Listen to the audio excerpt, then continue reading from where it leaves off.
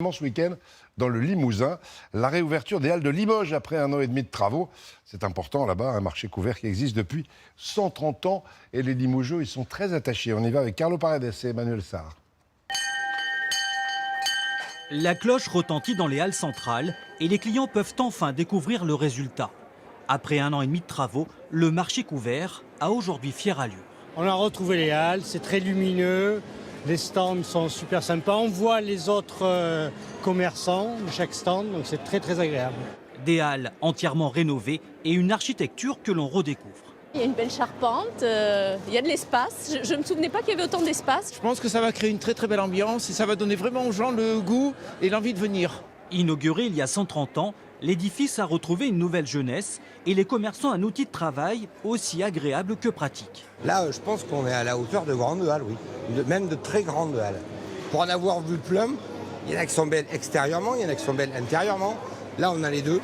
Paris réussi donc. Quant aux produits, ils sont eux aussi la vitrine et l'identité de la ville, comme cette spécialité charcutière. C'est le gras du cochon que l'on fait fondre.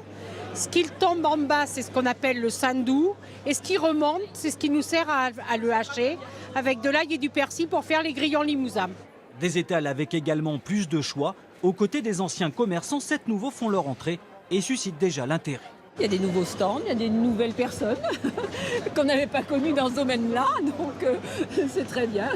Enfin, dernière nouveauté, la possibilité de déguster directement sur place et un espace de convivialité où l'on peut boire et manger.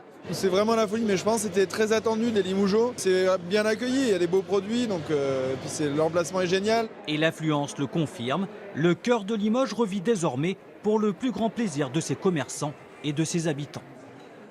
Limoges qui fera peut-être partie des prochains candidats à la 3e élection du plus beau marché de France. Je peux vous le dire tout de suite, ce sera à partir du 29 mars prochain pour succéder à Savary et à Montbrison. Autre genre de commerce, c'était ce week-end la 159e vente aux enchères des Hospices de Beaune en Bourgogne. Un peu plus de 12 millions de recettes.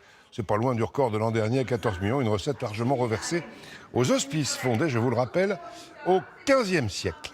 Autre événement.